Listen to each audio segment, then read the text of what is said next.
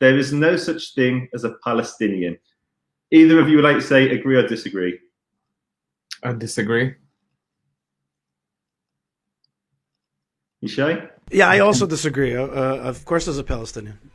Perfect. There's all kinds of Palestinians, in fact. I guess we'll talk about that. Exactly. Jerusalem is the undivided capital of Israel. I feel good about that. Yeah, I agree. I am a Zionist.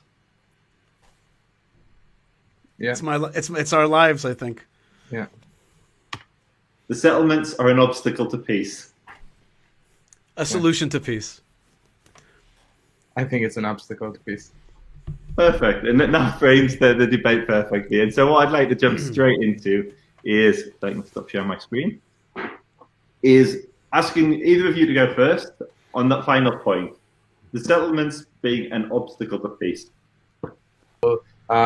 We will not allow other people to live freely or to have their national rights, or because, you know, if you want a one state, it will have to mean that Palestinians will not be equal. And if they won't be equal in a one state, they won't be equal, or Jews will not be equal. One side will not be equal, and that's my biggest fear. And I think it also pushes a lot of young Jewish Zionists away from the debate, and that's something that I would really like to point out. I think that a lot of times, and that's something that I'm seeing, every time young Zionist Jews criticize the settlement, immediately we're getting a pushback, as if you criticize the settlement movement and you're speaking about violence in the settlements, or you're saying that you oppose them, you become this anti-Zionist Jew, and you're not. I mean, so many Jews are Zionists and you know, will support Israel. I know all of them. I'm working with them around the world, from the UK to the US. You can criticize the settlement and oppose them and still be a very strong Zionist and believe that this is the way that Israel should go. And I don't think that we should push those people away and shutting them. Please come. Yeah. So I would love to convince you of a different position, or at least to consider, and that's what I call winning, by the way, in an argument, is just to get another person to just consider the other side. And I think you made your case very well. Jewish polls. But just today, as providential to help me defend the case, Professor Kollel Shikaki, very famous guy of the Palestinian Center for Policy and Survey Research, came out with figures which I've been blasting all over Twitter today, which is that only 27% of Palestinians believe in a two-state solution, and only 36% of Israelis. And do you know why? Because the two-state solution has been tried in various forms, and every single time it failed. Every time we pulled out of our land, we gave the appetite to the jihad to try to take more.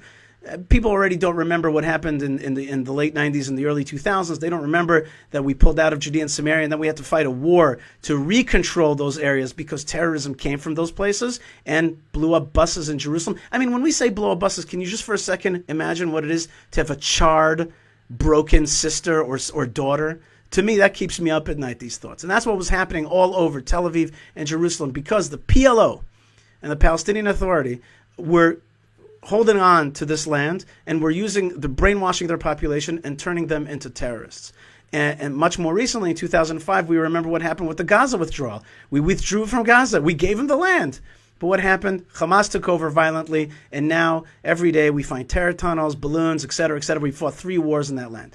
Therefore, without studying a lot of Rav Kook, the Israeli population has become much more pro our holding on to Judea and Samaria. They realize the creation of a two-state solution just means the creation of a terrorist state next door. It's been proven. It's been proven. And that's why Shikaki is showing you that the figures that Chen said are just inaccurate. That is not what people believe in today. And finally, I'll finish this off with, I guess, I believe that we have every justice, every right to live in this land. It's our land. There has never been a Palestinian state. There are maybe people who self-identify as Palestinians, as you asked in the beginning. Sure there are.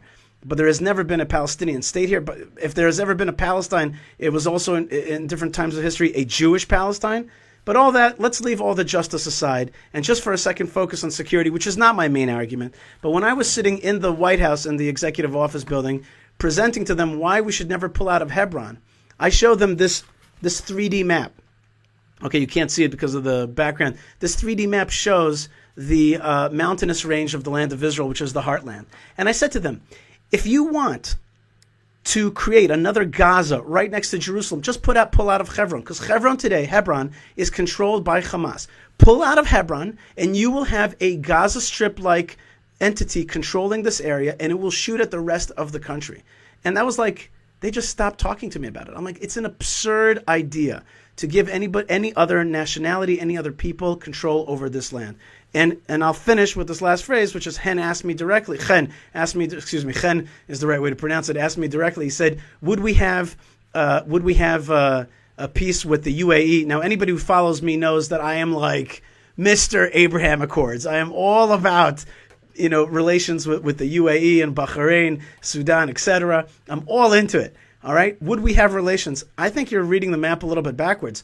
What has been clearly shown by the Trump administration is that they're not going to pull out any Jews out of Judea and Samaria. The Pompeo doctrine accepts Jewish rights in Judea and Samaria. We're not going anywhere. And Netanyahu himself has said, I told them I'll for the sake of their lip service to the Palestinian cause, I'll tell them that we're not, annexing any more land. But we just got more green lights to build 5,000 new homes in Judea and Samaria. So the facts speak for themselves. The Jewish people are back home. We're living an incredible time, and I am very proud to be living in the heartland of the Holy Land. Wow. It was really, really interesting to hear both of you speak.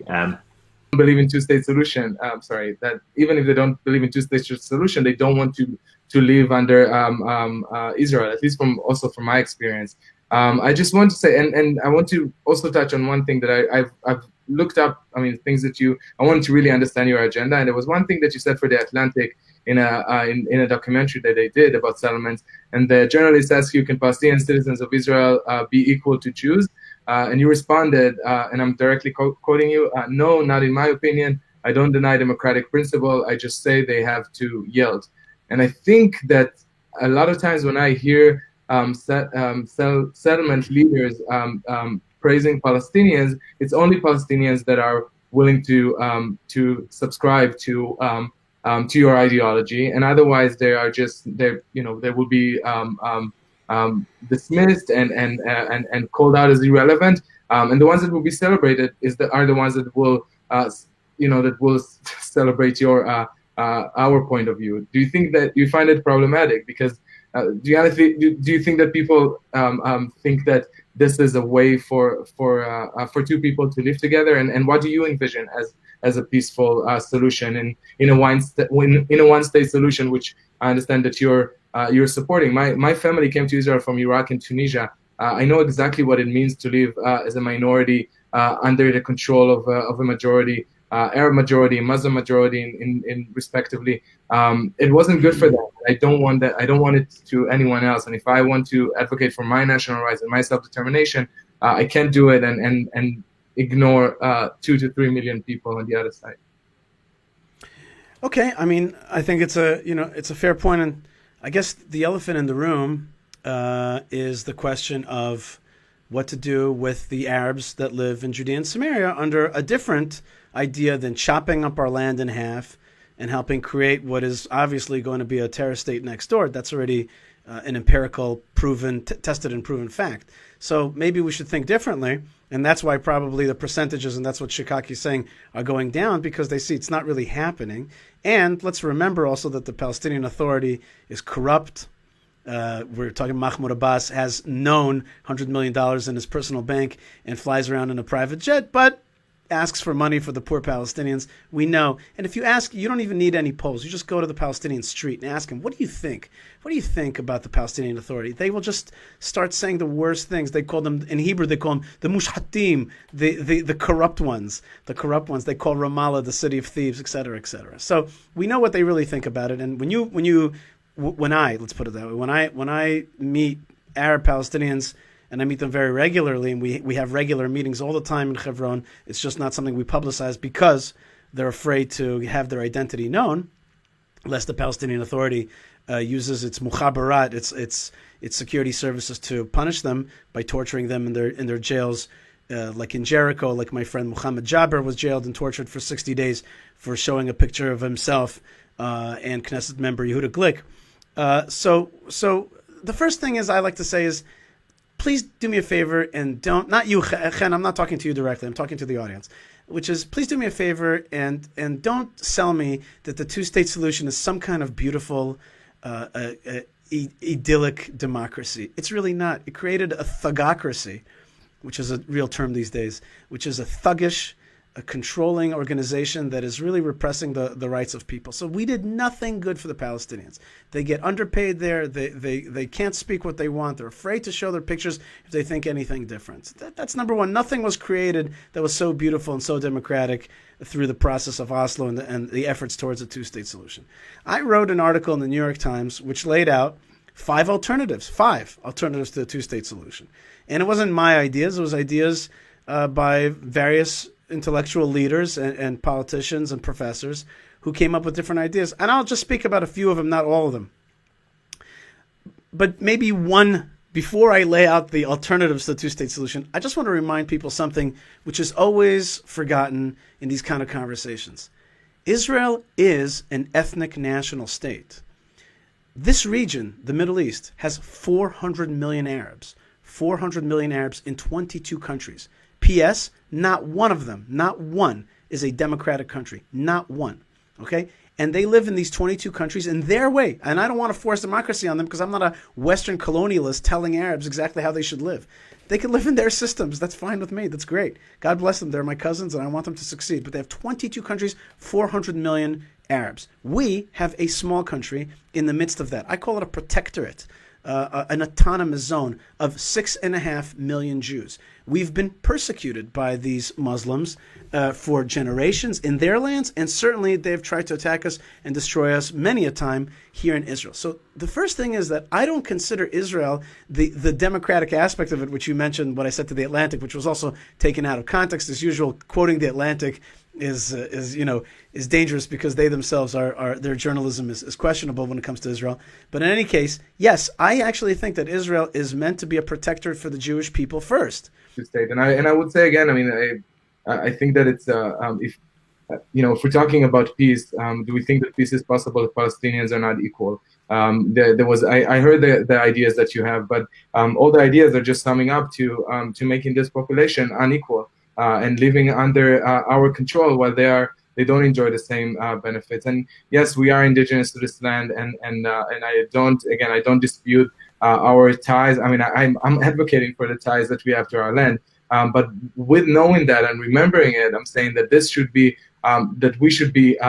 we're powerful enough to allow these people to have their own self-determination. Do I know what it will look like? Do I know how the security arrangements would look like? No, I don't, and I'm not even going to try and debate this because there's 304 former generals in the IDF and the Israeli security forces that gave their life. 305 of them that together would, if you combine all their service together, it will be longer than the existence of the state of Israel. They know what they're saying, and I tend to believe them when they say that a two-state solution is the only way to maintain the identity of this country. And I love this country, and I love Israel. I mean, I've lived in Israel. And so, okay, so you've got 300 on your side. There's another side, and they're very. I would love to look into them. Are there all major generals absolutely, because in Israel, the argument between right and left is not limited to bearded, kippah-wearing guys like me. A lot of people in our country are nationalistic, as you could see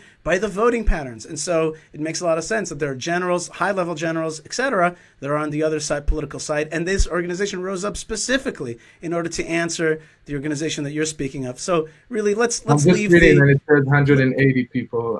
Their membership is 1,400, and I know them myself. So it's not brigadier generals and above, and it's not head of Shabak and head of Mossad. I mean, I can collect soldiers. I can collect thousands of soldiers that would say what I want to say, but we're talking about I don't think your 30-second research into this organization is that valuable. I think that in the end, my point to you is that you can quote other people and outsource your opinion to these so-called generals that know everything. But Israel is a democracy for good and for bad. And in our democracy, we've got generals on the right and generals on the left, politicians on the right, politicians on the left. And if we all, show whose general is let me show you, how big my general is. If we do a comparison of generals, it's a little. No, but it's not real politics. It's not real policy. They deserve, Yishai. I mean, Those people served all of their life. I mean, we're talking about brigadier generals and above. They had to serve in the IDF for at least 20 years. We're talking about head of Shabaks and head of Mossad. It's not kids, like, let's give them the respect. They gave their life to defend the country, and that's what they're saying. I give plenty of respect, but I'm not a communist to salute the great founders and leaders. I'm here to think about it with an active mind, and my active mind makes it clear to me. And also, by the way, the majority of Israelis, as you could see again and again through the voting patterns and through other, even the polls that you quoted are less than 50%. Even the polls that you quoted. And the bottom line is that Israelis, as you could see by Israeli policy, forget everything else. The policy of Israel is to hold on to this land. The Pompeo doctrine is hold on to this land. Nobody's saying give this land away. It doesn't work anymore, because if you give the land away, it's both wrong morally and in terms of justice, and also creates a terror state right next door. That's a proven fact. So I don't, okay, you want to keep quoting the 300 generals? Tfaddal, that's your prerogative. To me, it's not a strong argument. Many times, like, take it easy before you give me a whole, like, oh, peace.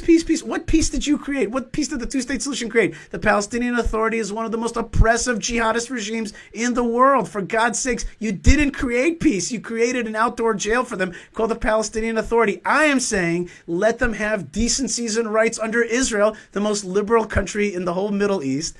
And we'll hold on to our land. We'll push back on the bad guys. And the Arabs will thank you for it. When you meet an Arab on the street, when you meet Palestinian Arabs, which I do often, they say to me all the time, we just want one thing. We want Israeli residency. We want you to protect us from the Palestinian Authority. And we want an opportunity to have a job and upward mobility. I have Arabs tell me, I'll never forget this. This was in Kiryat Arba. We met at a gas station. Arab says to me, you give me residency, my son will serve in your army and become a police officer for your people in your land. We will help ensure and protect Israel. And you could see that same attitude coming from the UAE now, which is, Israel, you're an ethnic national state. We respect your boundaries. We respect your borders. Please treat the Arabs decently, the Arab minorities in your land decently. Of course we will. And we will. The whole Middle East will flourish. Yeah, what you're offering is jihadist control of the whole land. That's what you're offering. It's not. I mean, you're right. The UAE and every peace deal that we had was conditioned on us not annexing and stopping the settlement building. The endpoint is very clear, and I think that we're. And did the Israeli government just greenlight 5,000 new apartments or not? Yes or no? Yeah, I allowed you to speak. I'll just say it again, that the endpoint is that for the pro-settlement movement, peace is simply not a priority. The international and Israeli community, everyone understand that the settlements are an obstacle to peace. And instead of denying that reality, I think we should just admit it. And that for people like the people in the settlements, I don't want to. I mean, I think from what I'm reading from you, to settle in your area and live in this land is more important for you than ending violence and to having people living as equal citizens in a country and having peace with them. And that's for me. And that was a lot of twisting of words. And let me twist words right back at you. Your peace will bring war. My war against jihadism and for holding on to our land will bring peace, as is seen now through the peace deals. A thing that you're saying about the UAE stopping us from continuing to grow the settlements. The Israeli government just last week announced 5,000 new apartments, building permits in Judea and Samaria. So clearly the UAE is not so concerned about that. In fact, if you look at their rhetoric, they actually are very upset with the Palestinian Authority, not so much with Israel living in Judea. By the way, Hen, let's just make it clear. Jews are from Judea. Jews living in Judea is not an obstacle to peace. It's the truth.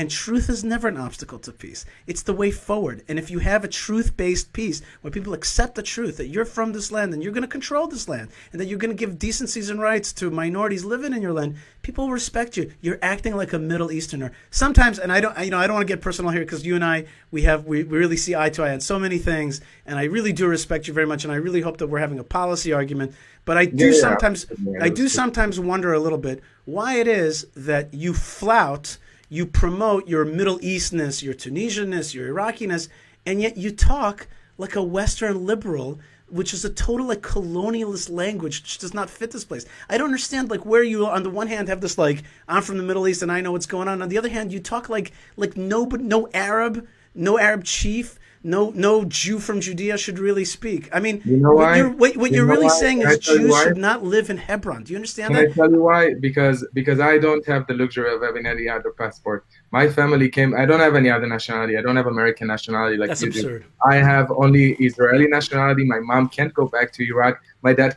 can't go back to Tunisia. I want Israel to survive. I want this country to thrive, and I want it to be the best country and live in peace with our neighbors. Because peace also almost took, because the fact that we didn't have peace almost took my life when I was 12. It took the life of my family members in Iraq and in Tunisia. And I want Israel to be able to protect itself, and I want Israel to live in peace with its neighbors. And I do, and because I come from a family that went under oppression, I know how horrific it is in the Middle East to live under oppression, and I don't want it to be like that for anyone else. I want everyone to be equal. And yeah, and it's and I know that you oppose equality and oppose the ideas of peace, and you mock the idea of peace. I'm not mocking it because I have no other alternative, and I'm going to raise children in Israel that I don't want them to go to the army. I don't want them to serve. I don't know how long you served in the army, but I served for 5 years. All of my family members served in the army. I don't want them to have a mandatory army, and even if there is an army, I don't want it to be a mandatory one. I want my family and I want my kids one day to live in peace in this country, and that's all I'm about. I respect your point, and I certainly respect your service. I myself served in the Paratroopers and then Miluim many years in the elite unit within the Paratroopers. I didn't say you didn't. I just said I didn't. I'm just saying you mentioned that, so I'll mention my bona fides about that. That's great. And I'm very proud. And with regarding to this passport thing, I never heard anybody say that to me, but I'll just say I do have another passport. I was never planning on going back to America. To me, maybe a Jew that chooses the land of Israel, right? Because he could have been somewhere else like New York City, like I could have been a lawyer in New York City, but instead I choose to be here. It's also a pretty high level, which is like, I am here by choice, not because I was forced here. And I'm certainly, to me, Israel is the greatest passion of my life. I also think that you will agree with me that it's the greatest passion of our generation. Yeah. And so, we all, let's not doubt each other's commitment and love to this land. No, I'm not. And a commitment to also decency and fairness to all peoples. But Yishai, you accuse me of being, saying, what are you coming here with those liberal ideas that you have nothing to do with this area? So I just replied. I said, I don't have the luxury or the privilege to think about anything else other than the survival of my country and the thriving of my country. Well, the only thing is, I just feel that, my worldview says to me that way of speaking and thinking is actually perceived in this region as weakness, because in a kind of sense it is a weakness, because it has a whole set of other values that intermingle and mix up what the Jewish state is all about. The Jewish state is first and foremost a protectorate for the Jewish people, and as I said before, it's a small autonomy within this region, and our first role is to protect our minority, and other countries are dedicated to protecting their minority. I as a nationalist, I actually think that our Jewish state has to, and by the way, the Torah says the same thing, it has to give decencies and opportunities to what's called a ger toshav, a resident alien, to give him upward mobility and freedoms and opportunities and medical school and whatever you want, and great education, etc. It's not going to happen under a Palestinian Authority. It's going to happen under an Israel. A bigger Israel means more rights for more people. Palestine means less rights for more people, and it means eternal war. And I really believe that we're actually seeing the two-state solution leave the scene right now.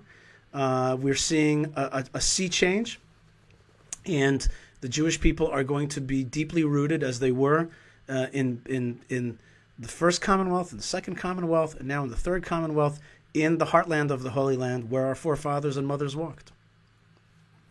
So I have a question for both of you. For Yishai, for you, I've listened to what both of you have said, and one of the things I struggle with the model that you're building is that for 70 plus 100 years, there's been an ethnic conflict between Jews and the Arabs. It's been going on for many, many years. And there are 2.5, 3 million, 2 million, different people give different numbers, Palestinians living there with a strong sense of identity, that if they've been engaged in a conflict for decades, the idea that they suddenly just yield and stop and take on Jordanian citizenship, but live within Judea and Samaria, I don't see how that would come about without extreme violence or more conflict. I struggle to see how they would just suddenly roll over all of a sudden and say, actually, yeah, no, we give up our national aspirations. They've got strong national aspirations. And I just can't see that going away other than force. So in terms of the peace aspect of the debate, is it possible? How do you envisage the millions of Palestinians that identify as Palestinians that have been engaged in conflict, which despise Israel in many cases? I speak to lots of Palestinians, and they, truthfully, don't always speak in the fondest of terms. And many do. You're right. You brought examples. I've met many Palestinians who really want peace and love Israelis, but there's a sizable proportion that don't. You mentioned Hebron is Hamasistan. I think it's a little stronghold for Hamas. They're not going to suddenly embrace this new worldview. So I can only see that coming about by force. But then on the flip side, what happens to the 600,000 Jews that live there? Do they suddenly become Palestinian citizens in your worldview?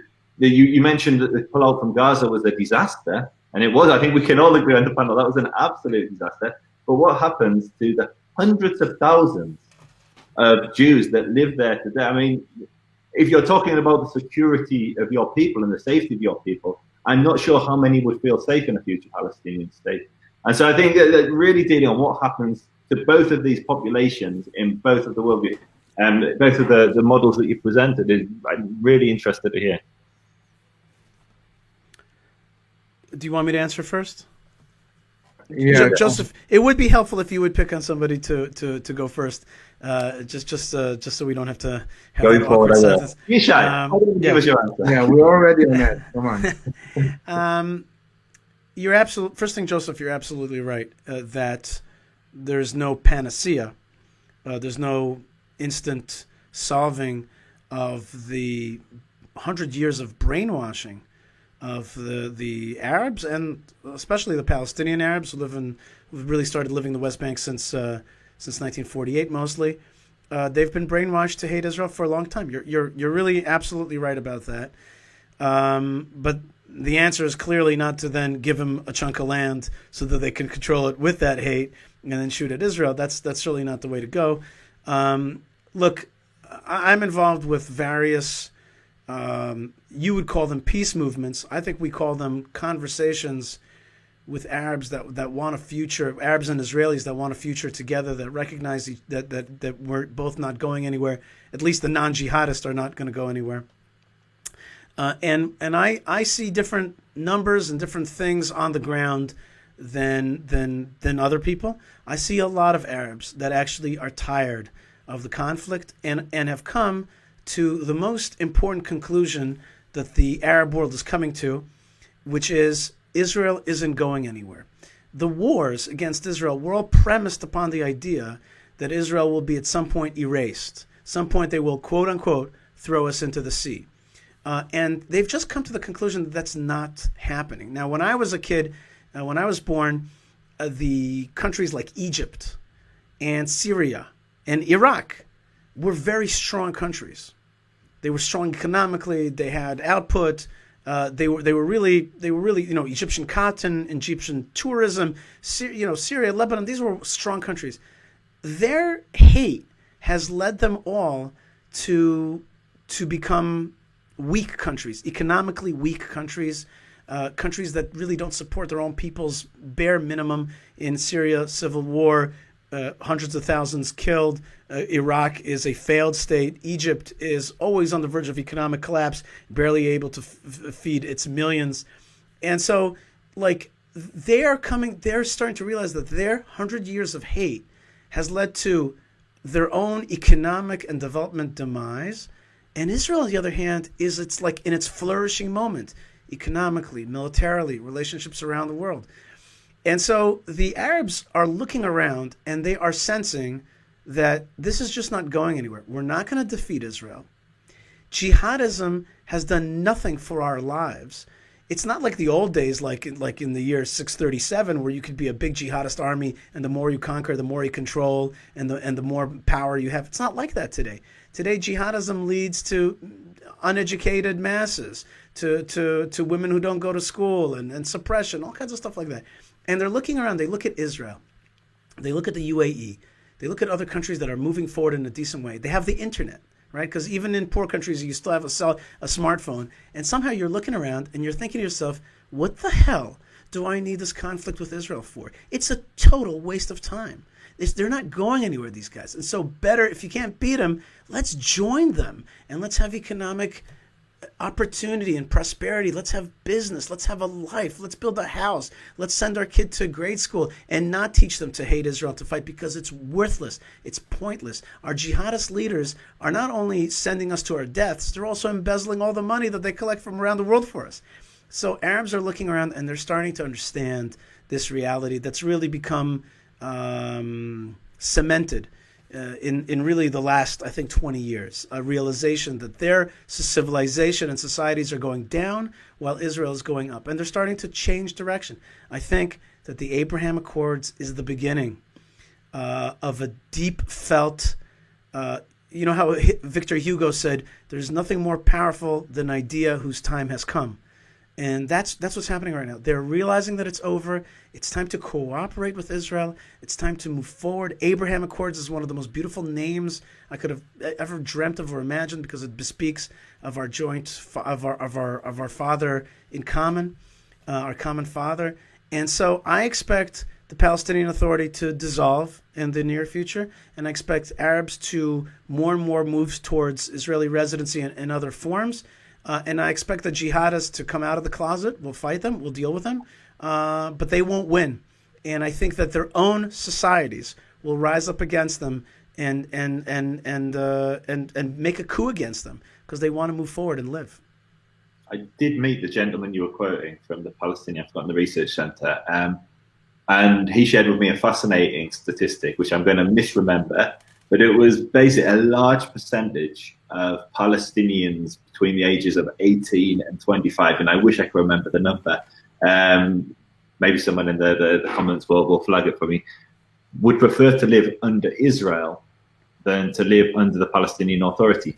And when I asked him why that was, he said, well, they look at Israel and they see the Israeli people throwing their corrupt politicians in prison, and they wish they could do that to Abu Mazen. And so I do hear some of what you're saying about the sentiment changing on the street level, but I'd also say I think you can't underplay the religious aspect of this. I mean, you keep on talking about religious fundamentalism being on the out, and when you look at, like, you've got somewhere like Egypt where I think half of the population under the age of 25 are unemployed. You've got, like, it was 75% of the population under 25. It was a staggering statistic, unemployed. You look at Syria, which has been ravaged by a religious war. You look at Lebanon, which is on the brink of influence. You're surrounded by states where religious fundamentalism isn't going away. And you both opened, that's why I asked those questions at the beginning, to see where you stood. You both opened that Jerusalem is the undivided capital of Israel. But when you're looking at the sentiment of the surrounding states who pose an actual threat to Israel, it's interesting that neither of you see the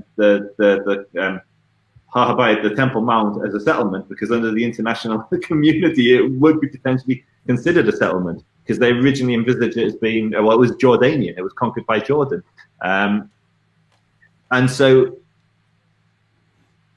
the religious world looks at Jerusalem, looks at Al-Quds, and sees that Masjid al-Aqsa as being central to their faith. And I think you can't also separate the religious aspect. I don't think religious fundamentalism is going away. It's on the increase. And when you have mass unemployment, people look for a cause, people look for something, and they're going to latch, well, in my opinion, they're going to latch onto conflicts which have huge religious significance, like liberating the Temple Mount.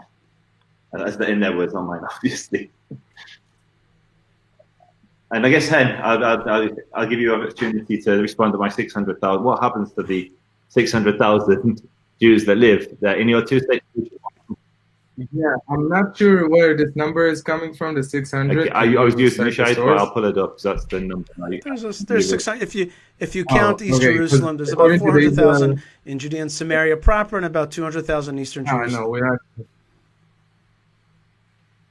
Okay, yeah, because according to the main Bureau of Statistics, the Israeli main Bureau of Statistics, they said that there's 441,000. But East Jerusalem is considered by the international community also occupied.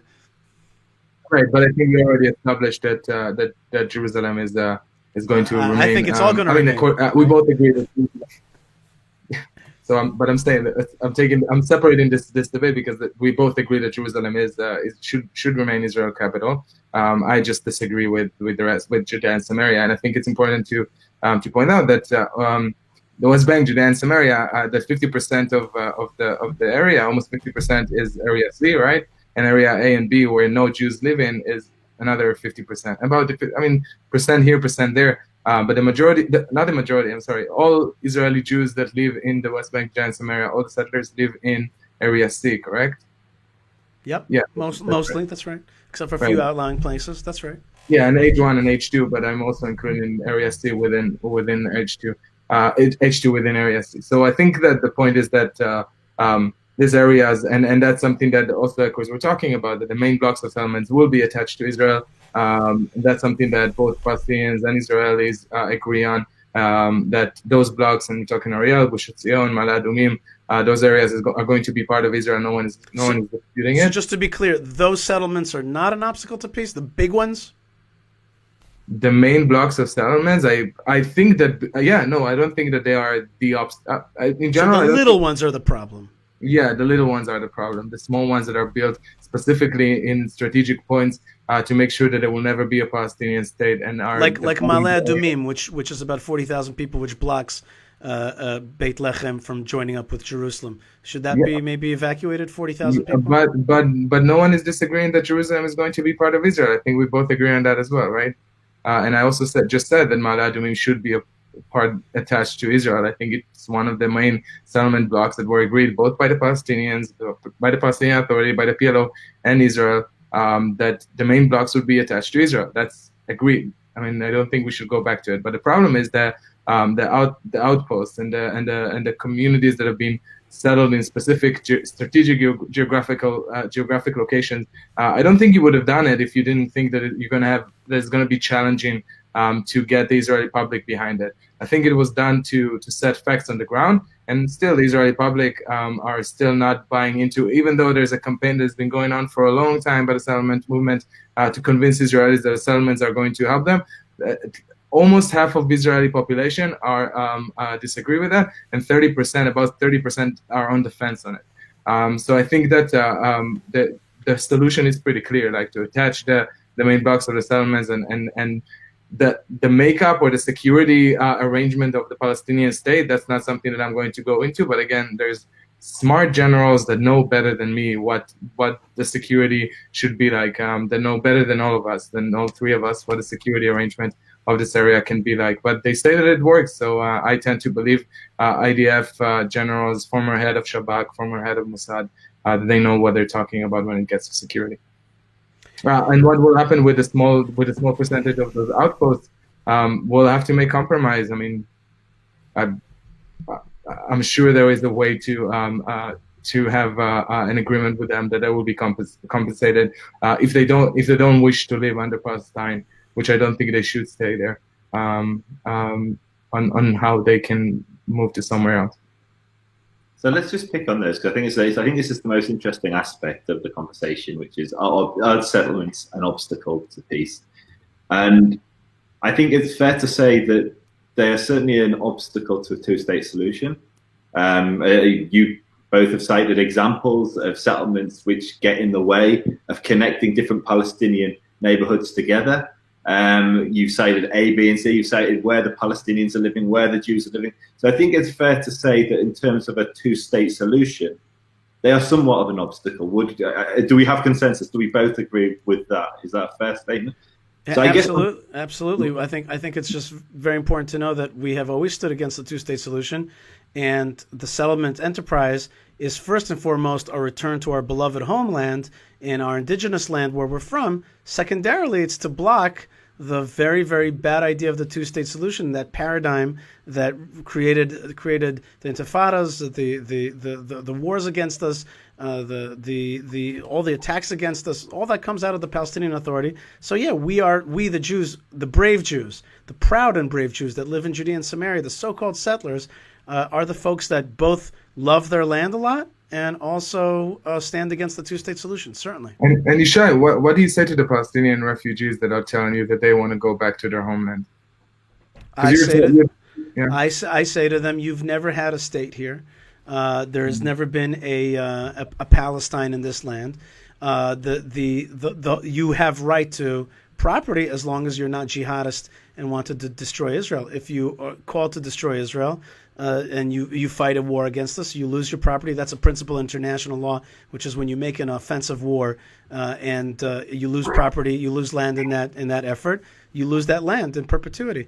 This is our land in terms of a sovereign, in terms of individuals who deserve their rights. Sovereign, right? What's that?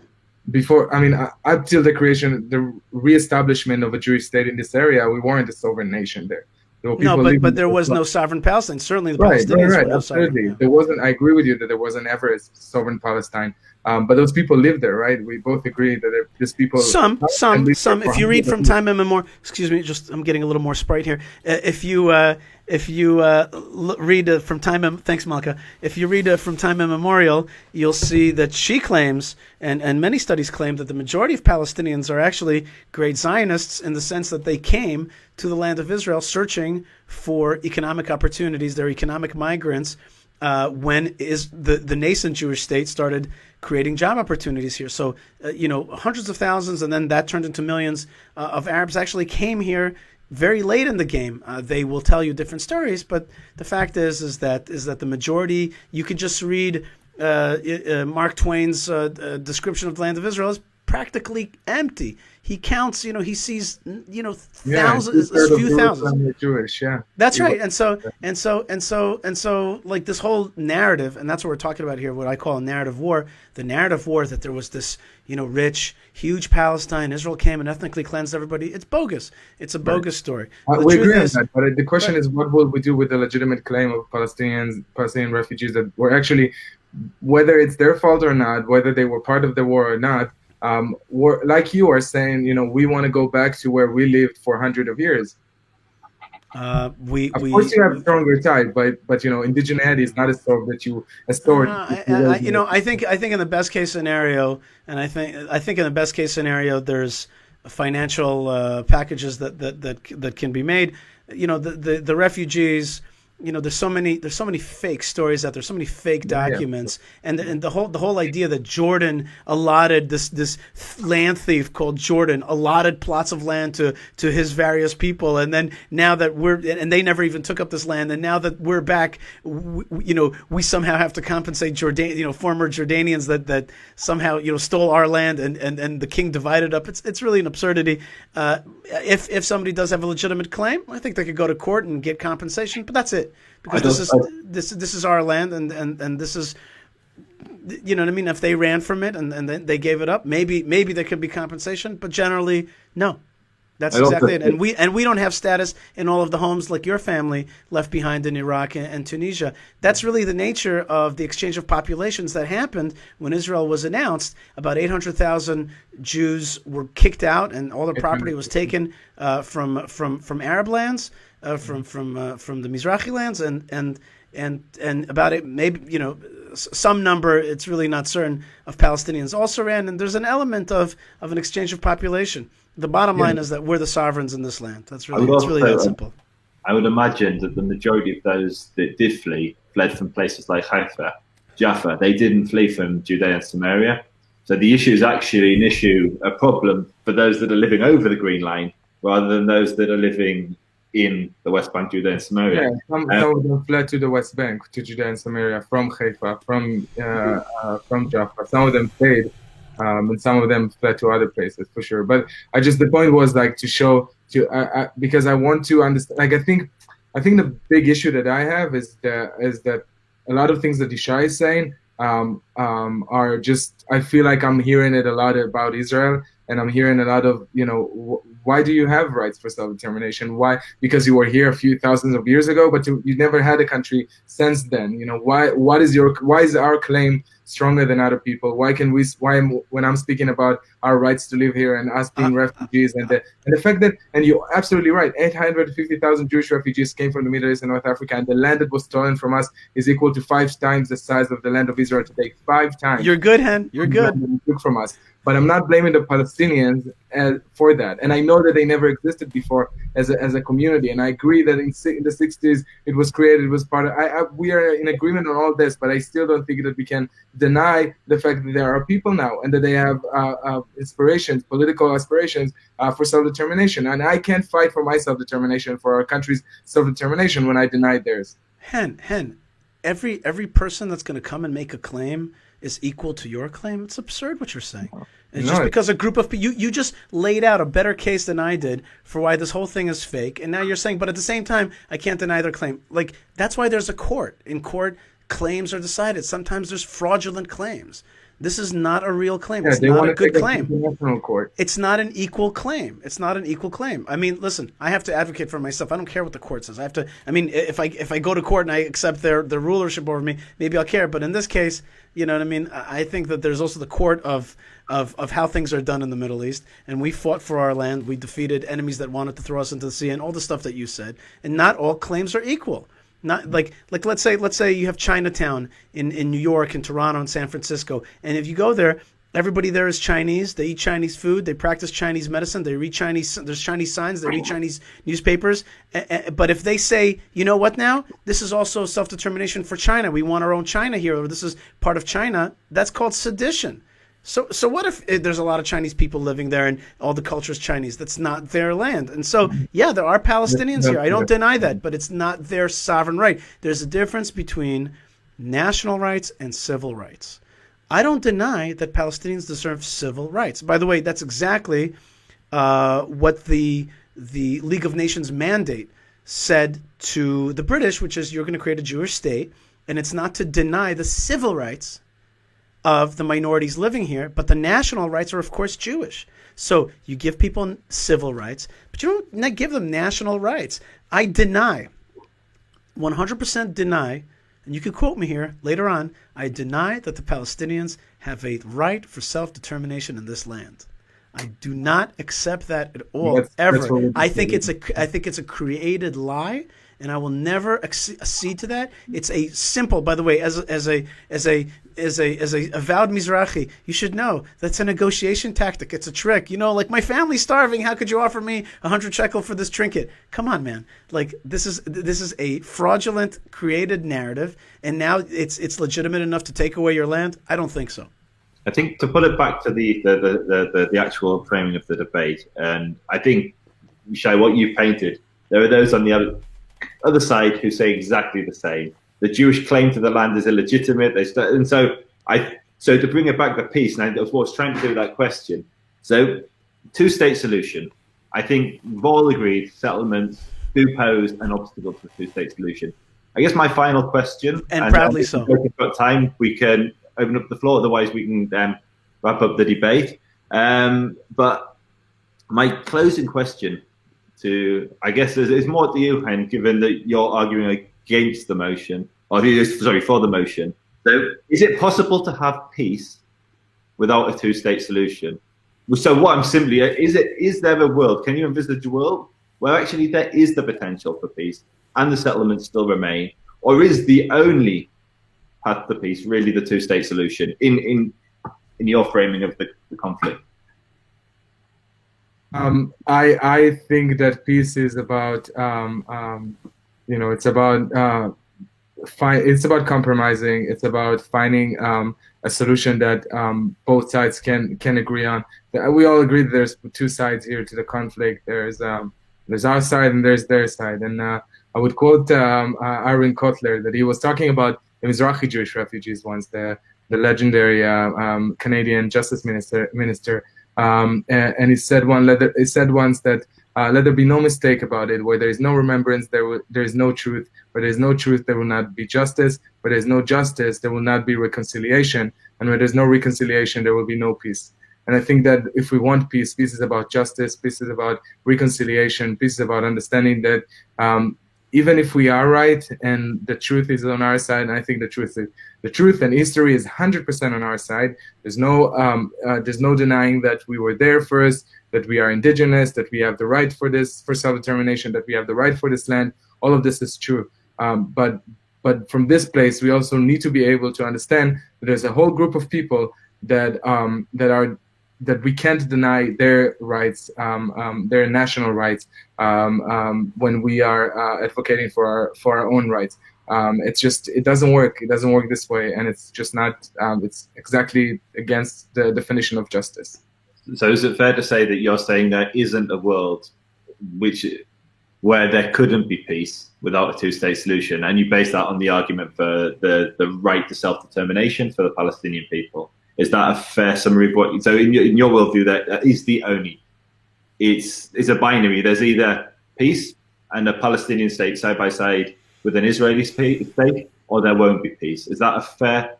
It's a bit lacking the nuance, but the nuance is, I think the two-state solution is, and everything is complicated. Of course, it's very complicated. Everything is complicated, but I think the two-state solution is the best way to give justice to both sides. I think that one-state solution that some anti-Zionists are speaking about is horrific for us. And I think that one-state solution that Yishai is suggesting is also horrific for us. Maybe we'll be safe. Maybe we'll live like masters of our land. But it's not. But it's going to really harm the soul of this country. And I know it. I know it from military service. I know it from my friends. I see it around me. I know that this path is not a good path for the Jewish state. Okay, Joseph, if I may. Please. First thing, Chen, I wanted to say this to you for a while. You see that I was lucky enough to put up a background for this conversation. This background is, of course, you could spot in the rear there. That's the tomb of the patriarchs and matriarchs in Hebron. Spend a lot of time there. That's right. Which also houses the tomb of Abraham, which is the father of the Arabs and the Jews, and it was actually, according to the Torah, both Yitzchak, the next father of the Jewish people, and Ishmael, who got together and buried their joint father Abraham. And according to our sources, Ishmael kind of repented and got closer to Isaac from some of the violence that he did in the past. I think that's what the Abraham Accords is really about. I think that the Middle East is walking away. I have a new term that I'm using. I looked it up. I think I created this term, but I found that somebody used it also in like 2011 one time. But here's my new term: post-jihadism. We're entering an era of post-jihadism. And I think that you're going to see more and more Arabs come out of jihadism. I think that Palestinianism is a form of jihadism, and there is no Palestinian map of living two states side by side. They're always they're saying that all of Israel is an occupation. And I'm not saying the Palestinian people. Palestinian people are victims of the Palestinian Authority and Hamas. Just like the Turkish people are today victims of Erdogan. Just like the Iranian people are victims today of the Mullah regime. Today there are still bad actors that are suppressing people. Israel is not one of those actors. Israel is one of the best actors in the Middle East, the best actor in the Middle East. We are the only light of liberty in this region. And the way to shine that liberty more is not to give up to the jihad and their lies and give up our land and create a terrorist state that suppresses the Arabs and attacks the Jews, but rather hold on to our land, defeat jihadism, and allow post-jihadism to take root. And what I wanted to finish for you, Chen, is that you see those flags. The picture doesn't do it justice.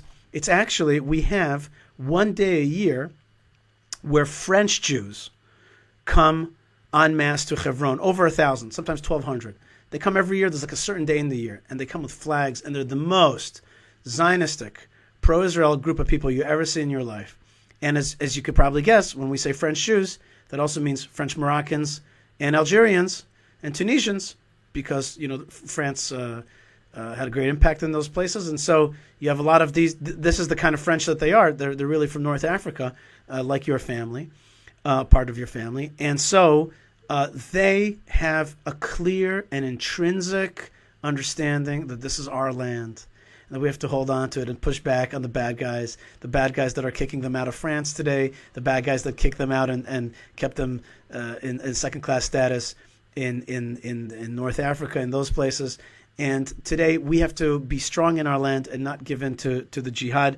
These folks are like you in where they're coming from and their mindset, but they've come to the conclusion that let's not go half measure. Let's not make the mistake of being kind of the greatest sin an Israeli could do is to be a friar, which means a sucker. Don't be a sucker. Don't give your land to the jihad. Hold on to what's yours. You know it. It's yours historically. It's yours biblically. It's yours rationally. It's yours legally. It's yours in war. Don't let the jihad fool you into giving away more parts of it. Don't support these corrupt, thuggish leaders that suppress them and shoot at us. Don't do it. Let's hold on to our land. Give decent people, post-jihadists, let's give them opportunities and let's have Israel in the land of Israel.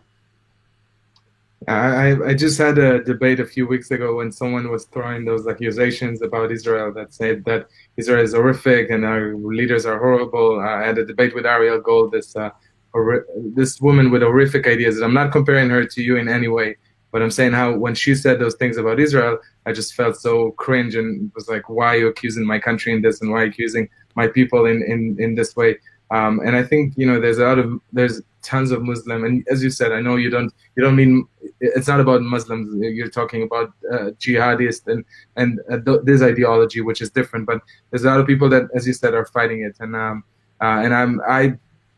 hopeful. I think that peace is possible, and I do think that I'm still holding on to the two-state solution hope, and I think that, to be a realist is to believe in miracles in the Middle East. And look at Israel. Israel is made out of people that believed in miracles and believed in peace. And maybe you can say that, you can mock me as a peacenik with dreams of that are unrealistic. But our whole country it's unrealistic what we've accomplished. So I'm hoping that one day there will be a solution that will that even a two-state solution will be able will make sure that your rights are not being denied and the Palestinian rights are not being denied. That's what I'm about. I think we can go on with it forever, but I think we both. I think Chen is right. Joe, do you wanna? Oh, by the way, before I forget, Chen, I want to invite you for Shabbat Chayei Sarah to Hebron.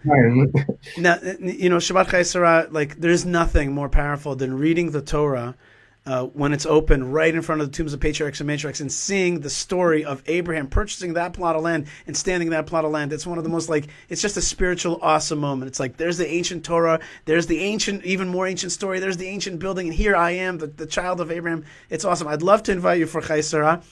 Caveat, this year, because of the coronavirus, we are not doing the big festival, so we're doing a lot of online stuff and other stuff, but next year, Bezrat Hashem, when this plague is over, I want to invite you. You'll be my special guest. I'll tour you around. You can speak whatever you want. Okay, you're gonna have a great time seeing Jews from all over the world, lovers of Israel, Knesset members, etc., coming to Hebron for that special Shabbat. With that, maybe Joseph, I think Chen and I have been on with you for now an hour and 40 minutes with great pleasure. Do you want to? I'm throwing it out to you. Do you want to ask your audience for one question? No, or something? I think an hour and 40. Thank you. Just thank you, Yishai, for the invitation. I really appreciate it. I mean it. I can't wait to have you. We'll hook you up. It'll be great. You're welcome to come to Tel Aviv. So when you come to Tel Aviv sometime, stop by and let me know. And what do you mean stop by? Are you offering me coffee or not? Yeah. More than coffee. Coffee is nothing. You have cakes, whatever you want. Good. I'm feeling really left out, guys. But I'd like to thank you both. Joseph, you're welcome you're welcome here on this side of the pond anytime. As long as there's fireworks, I'm coming. So I'd like to thank you both for giving up an hour and 40 minutes of your time. I know that the two of you have had history on Twitter, and I think one of the really interesting things for me coming from this debate is that you can have two Jews with very different opinions, but there's still that active, there's still that unity. We still have the same intention. We all want what's best for our people, and also what's best for our neighbors. We just have a different view for what's best for those on the other side. So I'd like to thank you both. I'd like to encourage all of my audience to head over to Twitter and follow them, Yishai Fleisher and Chen Mazzini. I'd also encourage you, I'm pretty sure Chen's on. Are you both on Instagram? All of it. Find them on all social media. Make sure that you follow them. And if you like videos like this, you can purchase our merch. You can donate to us on Patreon, and anything you can do to help support the channel goes a long way. So thank you. Really, really appreciate both of your time. Thank you. Thank you, Joseph. Thank you, Chen. God bless you guys. Laila Tov. Toda Rabba. Bye-bye.